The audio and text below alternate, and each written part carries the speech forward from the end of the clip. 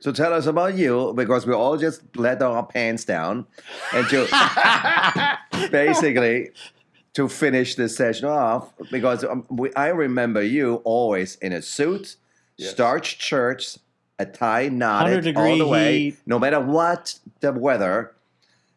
And your back then partner, real estate partner as well, Rhonda, right? Yes, right. And you were managing your money or investing and leveraging it and to buy more, acquire more. Right. And I know you like long-term rentals and always on the speculation part. Some of those deals went very good. Speculation of real estate. Right. And some of them tanked. You know, metal homes and shit. Yeah, and the Bellaterra, that was, couldn't even finance. Yes. But you did very well at Fox. Right. And when the market tanked, we all kind of sort of disconnected from each other, you know, because we're all dealing with our own issues or whatever. What happened? What happened? Why did you leave Fox? Or what happened at Fox? I got a better offer from CBS. Oh, that's what it was? And I'm dealing with, people call me about money I owe them, and Corey, and you know this. I had some hard money loans, and people were like, I want my property or I want my money. And I was trying to sell advertising and be able to do one. And then finally, it's like, I had to file for bankruptcy. And then I remember my mother, who's not alive anymore, she would go, Mike, just let it all go and just don't worry about it. And I go, no. I'm not letting it go. I'm letting some of it go. And she goes, just, start. I go, bullshit. I've gone too far. And so like you guys, and I didn't get off the canvas as quickly and as quick and as strong as you guys got off, but I was like, no. So now I'm doing well, have a great job, work with Lamar Outdoor, sell billboard advertising, and have some rental properties. And but I wasn't. I remember going, I'm not that guy. And I was down and out Beverly Hills. I mean, I was struggling. I had people in my house renting rooms, and I was doing anything to make money. But it's you found me in a better place now, and I again looked at you guys and. Yeah, so I was like, listen, if they can do it, I can do it. I don't think I have the same. You got to tell us the story though of what happened, because you had a bunch of rental properties and then you got your nuts fucking squeezed when shit went sideways. So how many properties did you have? What happened? Because you also dealt with my business partner Paul and he had me around his wife. Yes. So you got to tell the story. You got to get in the nitty gritty details. Don't give me that 50,000. So at one time, I had about 8 houses, and with Andy helping me, and refinance, and it was this cash out deal, and you get, you refinance because things have gone. So you take $30,000 out, and I was doing, and it was crazy. And I could remember going. I don't remember exactly how many houses I had. People were like, how many have I got? I think 7 or 8, and then again had hard money loans, and I have to interrupt one thing. I remember there's one. We were in Trevillian Avenue, and you had this table in the center because we had no conference table. It was the center. And you were sitting down in your suit, and Rhonda there, and I gave you the loan application or that loan docs or whatever it was, and there's this $4,500 fucking commission or fee up front for a very small loan. Right. And you say, you trying to fuck me? What is this? Why is this? And you wanted to negotiate. Right. Yeah. But we were at that point. Nobody was able to do this freaking deal in freaking some half an acre in nowhere. It was a fucked up property. It was so bad. And we had this guy with a high. I don't even know what the interest rate was. Yes, but we had to charge up front because we have to give you the best rate because you were a valued client, and we couldn't make any money, or we didn't want to make any money at the back end, so we charged it up front. Well, explain to people what the back end is, because they don't know how points used to work on a loan before. Right. I'm not a mortgage professional anymore, but I don't have a license. But there's front and there's back commissions or points, percentages of a loan amount we charged. So origination or broker fee, basically, it's a percentage of the loan amount which gets charged to the borrower at the closing table, which he has to pay, or it gets debited from the amount he's getting dispersed. But depending on what the interest rate is, the lenders gave us a sheet. Back then, we're talking about 15 years ago, there was a printed sheet. It was not online. The yield spread premium and the service release premium. Explain what that is, because most people would never know. They would just see a little blurb on their HUD, and they would scan over. Skip right past. So as a broker, we started as a broker and then became whatever No, correspondent. we were a lender? mortgage lender. A mortgage lender. We were a licensed mortgage lender. So the simple version is the higher the interest rate, the par rate is basically the rate the lender is giving you as a client without compensation to the actually originating lender or broker. Then there were different segments, every eighth of a point. Or let me rephrase, the interest rate can be adjusted upwards and we get compensated. The higher the interest rate is, the stronger the yield for the lender. And for a higher interest rate, they were paying us a percentage on the back end, we call it, which was not really visible to you. Right. You were not aware of that because that was an in-house situation. So we generally sold the interest rate to the client, to the end user or the borrower, depending on what the situation. Not everybody. So basically, how that would I'm be trying to be detailed. Yeah. is the lender says the par rate's 8%, and to us they would have the rate sheets and they say, however, if you sell 8.75. the client, 8.75, that 0.75 extra. In other words, they qualify for 8%, so you can give them 8%, but if you convince them to pay 8.75, they'll give you a percentage of the loan as a commission for selling a higher interest rate than they qualify for. So it was an additional commission. So you end up selling a higher interest rate to the client because that's how basically banks hide their fees. Because there's no origination fee. Oh, you're fucking paying it. So if the bank says we're charging you no origination fee and your interest rate say 8%. The reality is the par rate was probably around 6.5%, 7%. And so that difference between the par rate and what you actually got the client to agree to, they would pay you a commission. It was basically called a yield spread premium or a service release premium. And what you would see on the HUD statement would be in the you have your two columns that have the numbers, and in the middle of it would just say yield spread YSP or SRP. And it would show a figure, but it wouldn't be shown as an expense. But it would be disclosed because it's on the HUD, but the client would be like, they wouldn't even know what the hell it was. So the bank would pay a premium if we sold a higher interest rate. It was like a commission for selling a higher interest rate. That's what it was. Anyway, the point I'm trying to make for this long explanation of the yield spread, you were given the par rate.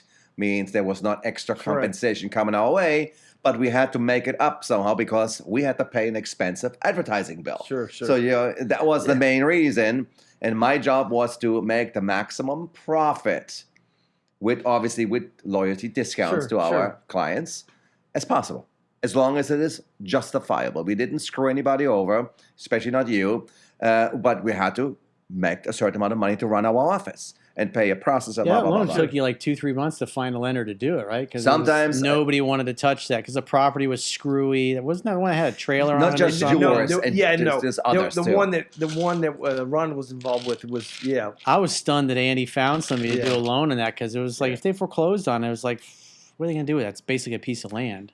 So Rhonda just sold it because I had another friend that was looking at that, and I go, that house I used to own with a girlfriend, and she has it now. And then I saw a for sale sign, and about 2 days later it was gone. Because again, didn't we refinance her out of your name into her name as well? You very remember that. She was like, "This is crazy." It broke my heart. You guys separated. We had 4 houses, and she took 2, and I took 2. We bought 4 houses together. Yeah. So it was good. But she held on that long. Yeah, she's done very well. She works at the NBC affiliate still, and they said she's the top biller. She's married, has a son now. I think maybe 16, 17. But yeah, she's did very well for herself.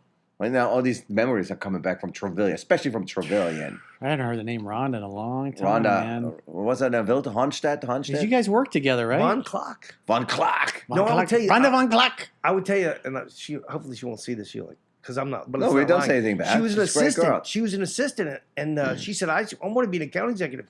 And I explained to her what she should do. And she go, "I don't think I do that." I go, "Come on, you got to do that." And the idea about following up with notes. And she goes, "That's weird. Why would I write a note? You say thank you, Tom. Thank you for meeting with me. I'm looking forward to being an AE. And she go, I think that's stupid. That's weird. And I think she used the word gay. She's like, that's kind of gay. And I go, no, that's what you do. You got to follow up. And she got a job. She got a job at Channel 2, and she took off like a rocket. And there's some other things I told her what to do. She's a pretty girl, and there was the president of the Meredith Corporation at the time he was a ladies' man. He's an older guy, but a good, handsome guy. And so I knew Ron was beautiful, and so I said, listen, you write that guy a letter and say you want to ask him how he got in sales.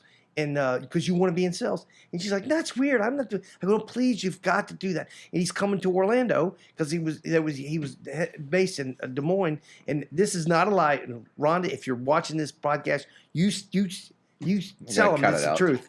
No. But so she said, she writes the letter. I look at it. I go, it's good because, everybody wants to, Corey explained, everybody wants to talk about themselves, right? I want to talk about myself. So that's the thing. I don't. I got some stories that remind me about this. Fuck off. About what I learned from Corey. So you love talking about yourself more than anybody. I'm the least participant tonight. Oh, so anyway, so Ron writes this letter. I swear to God, this is what happened. So the guy's walking through and he goes, Phil, the guy was Phil Jones. He goes, Phil, you don't remember Mike? And he don't remember me. He goes, what am I? I go, hey, Phil. He walks around the corner and I hear him go, because Rhonda was my girlfriend and she was right around the corner. And I hear the general sales manager go, now this is Rhonda Von Klock and she's an assistant. And he goes, did you write me a letter? And she goes, yeah, I did. And he goes, hold on just a second. He walks around, and there was a guy named Dennis LeClaire. He goes, Dennis, let me borrow your office. He tells Dennis to get out of the office. He goes in with Rhonda and closes the door. There's no windows. And so he's in there for 30 minutes. And I'm right there. And again, she's a beautiful woman. And he's like going, well, let me tell you how to get in sales. And there was like, where's Phil Jones? Where's Phil? And they go, he's in Dennis LeClaire's office with the door closed. No windows. And he goes, who's he in there? Rhonda Von Klock. She comes out and she'd been touched by God. So anyway, everybody's like, oh, maybe so anyway, 3 months later, after 30 she gets a job at Channel 2, and now she's like the best sales rep in the world. Good for her. Yeah. Well so done. again, and let me tell you something else I've learned from Corey. So he tells me this, and I think it's in the 3% Man. He tells me, Mike, if a girl doesn't like you, they're not going to ask you questions. And if anybody doesn't ask you, they don't ask you questions.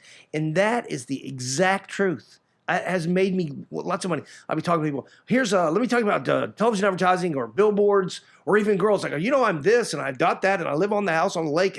And if they just don't say anything, they go, don't give a shit. They don't give a shit. And Corey said that. It's the exact truth. Somebody goes, now, is that your house? Do you have that car? Where do you work now? And what do you do? I know I'm in, right? And so... Is that your thing, right, Corey? And to this day, I go, people like this, I go, he's not, guys. My boss go, what are they? I go, he's not going to buy. Why? He has no questions.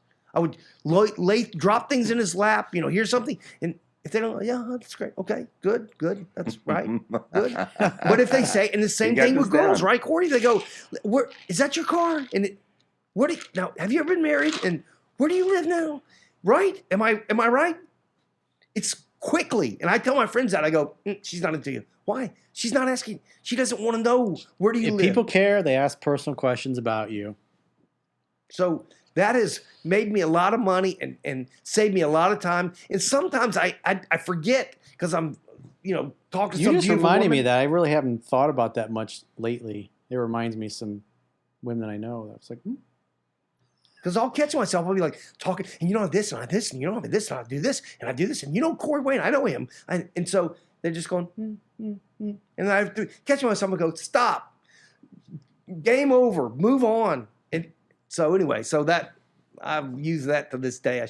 You probably should ask me. I got to charge you extra for that. Yeah, you should. You should write a check right now. So it's not always about money. Come on. Well, I know, but again, if somebody would say, that's a.